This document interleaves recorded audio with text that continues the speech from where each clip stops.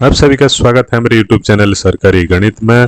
कितनी बार एनपीएस से UPS pension में और यूपीएस पेंशन से एनपीएस पेंशन में शिफ्ट हो सकते हैं, नया नियम लागू हो गया है गवर्नमेंट एम्प्लॉय के लिए। तो चलिए शुरू करते हैं, देखते हैं। वीडियो को लाइक करिए, चैनल को सब्सक्राइब और शेयर जरूर कीजिए। तो चलिए समझते हैं। जो आप लोगों के लिए जो ऑप्शन था, अर्थात आप लोगों के लिए पहले ऑप्शन था क्या, एनपीएस से यूपीएस आप लोग शिफ्ट एक ही बार हो सकते थे, अर्थात एनपीएस पेंशन से यूपीएस पेंशन में आप एक बार हो सकते थे और रिटर्न बैक नहीं कर पाते थे। अर्थात यूपीएस पेंशन में अगर जाते थे तो यूपीएस में ही रहना पड़ता था, जो कि एनपीएस में आना मुश्किल था। अर्थात एनपीएस में आना किसी भी प्रकार का ऑप्शन नहीं था।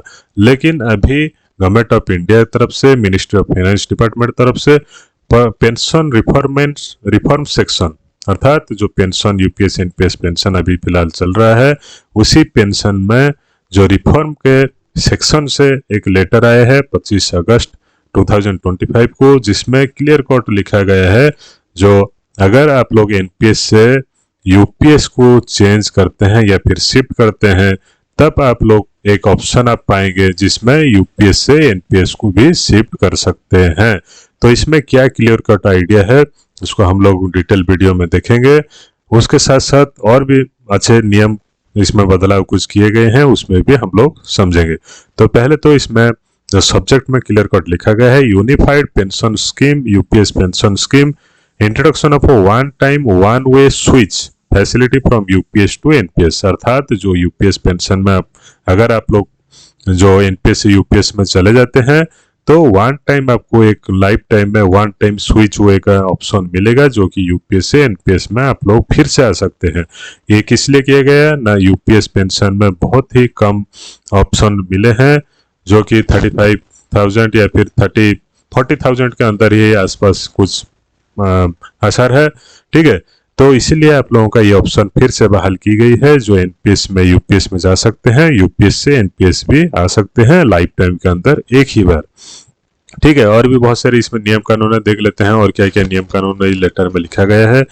पहले तो देखिए, it has been decided that one time one way switch facility from UPS to NPS shall be made available to all central government employees who have opted for UPS. अर्थात जो यूपीएस पेंशन में गए हैं, उन्हें एक बार one time one way switch facility भी दिया जाएगा, जो कि वो यूपीएस पेंशन से फिर से एनपीएस पेंशन में आ सकते हैं। ठीक है, दिस स्विच फैसिलिटी में बी एक्सरसाइज्ड बाय यूपीएस ऑप्टीज। अर्थात यूपीएस पेंशन में जो लोग गए हैं, उन्हें ही इस फैसिलिटी मिलेगा any time not later than 1 year prior to the date of superannuation. अर्थात आप लोग रिटायरमेंट के एक साल पहले, 1 ईयर पहले ही आप लोगों को फिर से, अगर आप लोग चाहते हैं यूपीएस से एनपीएस में शिफ्ट करना, तो आप लोग 1 ईयर पहले आपके रिटायरमेंट के बताना पड़ेगा, तब जाकर आपका पेंशन जो है यूपीएस से एनपीएस में शिफ्ट होगा। ठीक है, नहीं तो आप लोगों का यूपीएस में ही डिफॉल्ट रहेगा और यूपीएस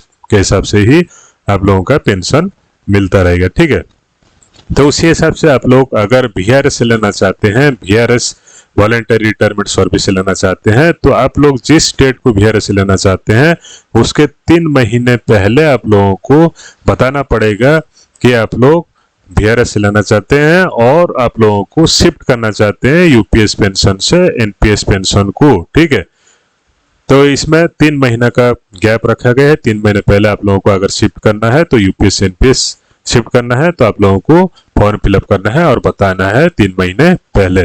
ठीक है, prior to the date of retirement in case of voluntary retirement. Similarly provisions will be made for resignation and case of rule 56J। अर्थात आप लोग अगर रेजिग्नेशन देना चाहते हैं या फिर किसी प्रकार से आप लोग नौकरी छोड़ना चाहते हैं, तब भी आप लोगों को 3 महीने पहले आपका जो है यूपीएस में, अगर यूपीएस से आप लोग अगर एनपीएस में शिफ्ट होना चाहते हैं, तब भी आप लोगों को क्या करना पड़ेगा ना, 3 महीने पहले ही फॉर्म फिलअप कर जो कॉम्पिटेंट अथॉरिटी है आपको बताना पड़ेगा कि मैं यूपीएस से एनपीएस को शिफ्ट होना चाहता हूं फिर से। ठीक है, if switch facility is not exercise, अगर इसी प्रकार के हिसाब से आपका स्विच नहीं हुआ, तो आप जिस पेंशन में रहेंगे अर्थात यूपीएस में रहेंगे, तो यूपीएस पेंशन में ही आपका पेंशन काउंट होगा, एनपीएस में ही काउंट नहीं हो पाएगा। ठीक है, नेक्स्ट जो पॉइंट है, the switch facility will not be allowed in case of removal, dismissal और कंपलसरी रिटायरमेंट। अर्थात आपको अगर रिमूवल केस हो गया, डिसमिसल हो गए हैं या फिर किसी प्रकार का कंपलसरी रिटायरमेंट दिया जा रहा है पेनाल्टी के कारण, तो भी आप लोगों के ऊपर डिसिप्लिनरी प्रोसीडिंग चल रही है, तो इसमें आप लोग किसी प्रकार के स्विच फैसिलिटी का लाभ नहीं उठा पाएंगे।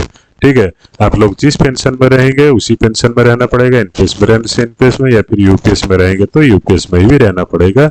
आप लोगों को किसी भी प्रकार का स्विच फैसिलिटी जो है उसको नहीं मिलेगा। ठीक है, नेक्स्ट होता है, अगर आप लोग once the switch facilities availed, अर्थात एक बार लाइफ टाइम में आप लोगों को कितनी बार, एक ही बार आपको मिलेगा क्या ना, वन टाइम आप लोगों को स्विच फैसिलिटी मिलेगा। एक ही बार आप लोगों को डिसाइड करना है। अगर एनपीएस यूपीएस चले गए हैं तो यूपीएस से एनपीएस आने के लिए एक ही बार आपको रास्ता मिलेगा, तो उसी एक ही बार में अगर आप लोग अवेल कर लिए हैं तो ठीक है, नहीं तो आप लोगों का जो एनपीएस के रूल रेगुलेशन के हिसाब से 2015 एनपीएस रेगुलेशंस के हिसाब से आप लोगों का जो पीएफआरडीए है, pension fund regulatory development authority, उसी के हिसाब से आप लोगों को एग्जिट एंड विड्रॉल का पैसा, डिपॉजिट एंड विड्रॉल का बारे में बताया जाएगा। जैसे कि 60% आप लोग एट ए टाइम विड्रॉ करेंगे और 40% आप लोगों का जो कॉर्पस है वो क्या बनेगा, पेंशन में तब्दील हो जाएगा। ठीक है, तो उसी हिसाब से आपका पेंशन बन जाएगा। The concern employ shall cease to eligible for assured pay out and UPS benefit, अर्थात यूपीएस बेनिफिट नहीं पाएंगे, वो एनपीएस में ही रह जाएंगे और एनपीएस के हिसाब से ही उनका एग्जिट एंड विड्रॉल जो ऑप्शन है वो काउंट होगा। और किसी भी प्रकार का आप लोगों का जो यूपीएस बेनिफिट है, जैसे कि एश्योर्ड पेंशन बेनिफिट है, वो नहीं मिलेगा। तो इसके ऊपर मैं एक बताना चाहता हूं कि आप लोगों का जो एनपीएस यूपीएस रिलेटेड बहुत सारे वीडियो हमारे चैनल के प्लेलिस्ट में है। कौन सा पेंशन आपके लिए बेहतर है, एनपीएस पेंशन बेहतर है या फिर यूपीएस पेंशन बेहतर है, किस में और किस किस प्रकार के एम्प्लॉय के लिए, किस प्रकार के ग्रेड पे के एम्प्लॉय के लिए आप लोगों के लिए एनपीएस बेहतर है या फिर यूपीएस बेहतर है, आप लोग वीडियो जाकर चेकआउट करिए और देखिए आपके लिए कौन सा बेहतर है, एनपीएस या फिर यूपीएस। उसी हिसाब से आप लोग स्विच करिए। अगर आप लोगों को ठीक लगे वीडियो तो वीडियो को लाइक भी करिए, चैनल को सब्सक्राइब करिए, शेयर करिए। ठीक है, और आप लोग यूपीएस में अगर जाना चाहते हैं तो समझदारी के साथ जाइए और आप लोग देखिए आपका कितना एश्योर्ड पे आउट बनने का आसार है। अगर आप लोग रिटायर करते हैं 20 साल के बाद, 30 साल के बाद, या फिर आप लोगों का 35 ईयर्स के बाद, या फिर 20 ईयर्स के बाद, सब अलग अलग ईयर्स के लिए भी वीडियो अवेलेबल है। आप लोग जाकर चेकआउट करिए, उस हिसाब से आप लोग अंदाजा लगाइए आपका पेंशन कितना बनता है और उसके बाद जाकर आप लोग क्या करेंगे ना, स्विच करिए। ठीक है, तो धन्यवाद। वीडियो को लाइक, चैनल को सब्सक्राइब, शेयर जरूर कीजिए।